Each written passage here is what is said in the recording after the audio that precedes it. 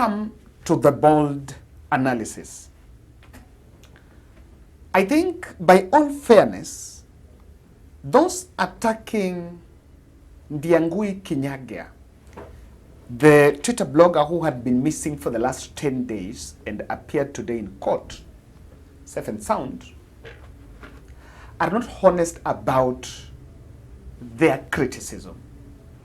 And in this podcast, I want us to look at this case so that we find, really, are we really fair to attack someone because someone was reported to have abducted and then was found and appeared in court?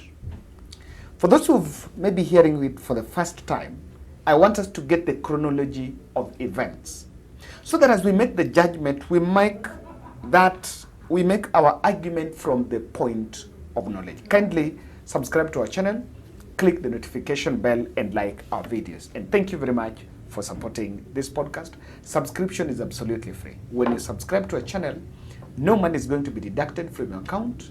And of course, the advantage is when we publish a video, you'll be getting notifications. Let us get it.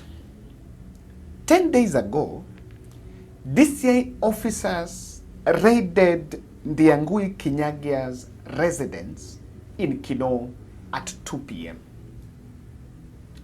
They stayed in that place for long, and actually probably they were waiting for him or so. They pursued him for the better part of the day. And at 11 p.m. at the night, they broke into the house and took some valuables. They're saying some stationaries, maybe a laptop and this and that.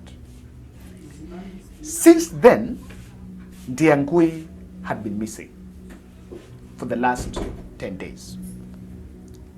So what happened is the Law Society of Kenya went to court to report about the abduction of Ndiangui Kinyagia.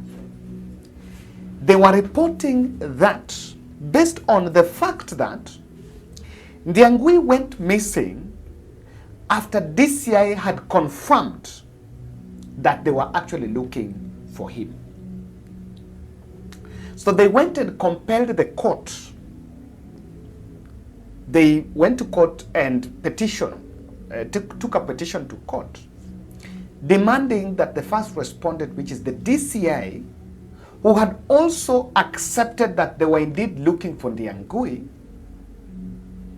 to present him in court. And Justice Mwita, in a strong gesture, ordered the DCI to appear on court on Thursday with Ndiangui dead or alive. They have said their story. Yes. You have said your story. Yes. I'm looking at the two stories. Yes. Yes. Your Lordship, in terms of timing, Your Lordship, we leave it to the discretion of the court. We cannot with certainty say that 3 or 7 days. We are not interested in any other thing. Yes. Other than the human being. I am also interested, Your Lordship. Yes. Yes. Thank you. So when can we get this human being? And Your Lordship, that's I'm saying it will be very difficult for me to give. You know, Mr. Maro, tell your clients, Yes. and these people, I'm also speaking to these people. Yes. There is no way a Kenyan will get out of his abode and vanish from this world without trace. It's not humanly possible. That's correct, Your Lordship. So let's stop doing drama and stick to what the Constitution speaks to. Yes. We may not like it. We gave it to ourselves. Those are the words. And the future generation. So when can we have this person? He may be hiding, I don't know. Yes? Because your people, clients are pursuing him. Yes, Your Lordship. And he has to live like an animal. So, when can I have this person in court? Your Lordship, should I be given 7 minutes? We'll get my plan. And Your Lordship, he can be found even before the lapse of 7 days. This is the video of Mwita issuing the orders. Now, today on Thursday, the DCI went to court. But in the morning, Wahome Thuku, who is the family lawyer to Ndiangui Kinyagia, issued a statement, an official statement in his Facebook page. And this is what was on that statement. On behalf of the family of Mr. Ndiangui Kinyagia, I wish to inform the Kenyan public as follows. That Mr. Ndiangui, who went missing last week, has contacted the family and he is well, healthy and safe. Mr. Ndiangui contacted a family member on Tuesday evening from an undisclosed location. Mr. Ndiangui indicated to the family member that he had hidden temporary for fear of his life upon learning that DCI officers were looking for him over unknown criminal allegations. Mr. Ndiangui has indicated that he is ready and willing to present himself to the DCI and to be presented before any court of law when his safety and security is guaranteed. We have therefore advised him to present himself before the High Court at Milimani Law Courts today, Thursday, 3rd of July, 2025 at 11 a.m. Wahome Thuku was confirming to the country two things. That one, Ndiangui was not abducted as had been reported, but was just hiding for fear of his life because DCI were pursuing him. And of course, at 11 a.m., Ndiangui was escorted to the courtroom. You can see the family embracing him. And this story then, I saw a reaction from Robert Alai, who is actually accusing Justice Mwita of siding with activists and lawyers so that they can malign and maliciously attack the reputation of state institutions like the DCI. According to Alai, Mwita was wrong to give orders for DCI to present Ndiangui, while according to Alai, Ndiangui was Mwita ought to have known.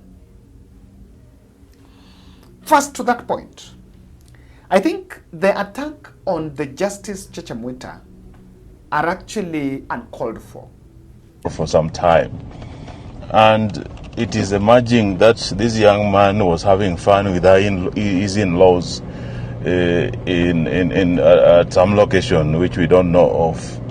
But I find it very absurd that, you know, a good number of the judicial officers who are supposed to be processing the matter openly took sides. They decided that the executive was very guilty. They decided that President Ruto was guilty, the police was guilty, the prosecutors were not telling the truth in court, and so on. And to call out to, you know, there's a magistrate who even stood up and was chanting slogans and even begging activists in court. Instead of using her powers and, seat to restore order to the courtroom, she was out there begging for mercy. First, she allowed an activist to berate, to chant, to jeer, to mock, to insult, a litigant openly in her courtroom. Then she went out pretending that, the commotion inside her courtroom was out of her control, and now she was chanting slogans with the activists in court. Just to how I'm assessing it, to that level, to that point, he was actually doing his role. And he made those orders based on submissions that petitioners had to court. And of course, he also made it based on the fact that even previously, there is a precedence of DCI officers saying he is not under our custody. So two questions are here. Is it true that Ndiangui was hiding? Or was DCI really holding Ndiangui? They did nothing to him. They were in the public mood, but then they tried to play a story to subdue him into submission and played this story of being released. Someone have said that it is not possible for DCI to fail to get him. And in this way I'm saying, I've seen the statement from Boniface Mwangi. Boniface Mwangi is saying, what Ndiangui Kinyagia has done is wrong and criminal. An entire country was fighting for his release and praying for his safety, thinking he was abducted. But all this time he was in hiding. Shame on him and his family for misleading an entire nation. Kasongo yae. And I've seen mixed reactions on this matter. But I also want to inform you that as we talk now, Ndiangui has been summoned by DCI to record a statement, was summoned to record a statement just hours after resurfacing in the court, and the DCI has now changed. The police maintain he was never in their custody and now consider him a person of interest in what they allege was a staged abduction meant to mislead the public. If you check Twitter bloggers, state bloggers in Twitter and Facebook, they're already running a narrative of staged abduction. And that is the tool they are carrying along with. So I want us to face those, I want us to face both two. In this podcast, I want us to look at it this way. Whether Ndiangui was hiding or Ndiangui was abducted and a script was written, one thing we must thank God for, and I'm so specifically saying God, is that Ndiangui is alive. Why am I making that submission? Making that submission because, ladies and gentlemen, we're in a country where, do you know that this could still get hold of Ndiangui, arrest him, he's taken out silently, and they still come to court and say, we don't know. And I want us to be, let us not be theoretical, I want us to be very realistic in this discussion, in this argument. Here's a situation where DCI come to your house, they're looking for you, they don't get you, they have taken your valuables.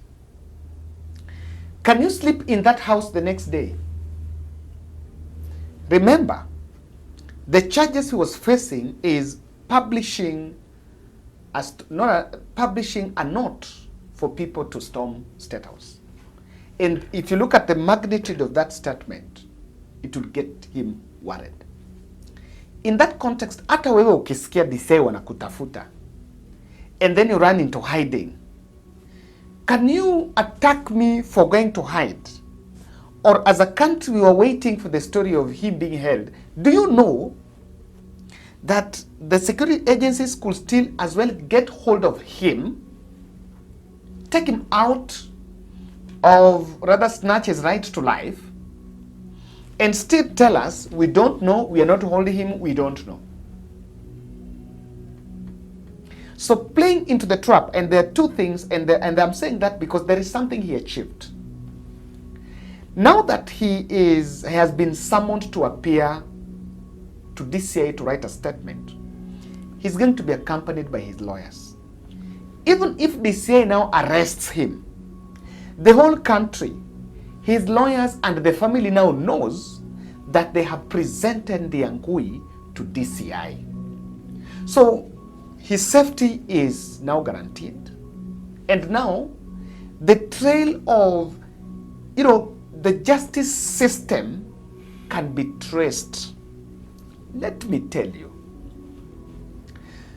if you are arrested in these streets, no one has an evidence that the person who took you is a police officer. No one has a trace of which vehicle. Where can you go and report and say, no, those who arrested so and so are police? So the fact that now is being presented there is something you can see. The second theory has been, and Babu have said this, that the fact that is part of his law team, part of the advocates have said that the fact that he is alive is already good news, because we have trends of people disappearing in the past and not to be seen. Now, there is another theory that I've seen, which I think is just trivializing this matter. When people say that he appeared to have been shaved, so who shaved him? I may not answer that. But if you look at this photo of Ndiangui appearing in court, he looked subdued. Sabasaba protest was coming. And there is a second theory that DCI could as well be holding, maybe they were holding him. The matter became a national uproar. Now, to get away with it is to subdue him or probably bribe him or just get away. You know, subduing is different tools they are available. So that he says he was hiding, because the whole thing of he was hiding, who is the beneficiary? The beneficiary of he was hiding is DCI, because now DCI says, we told the courts that we were not having him. He's now come to court.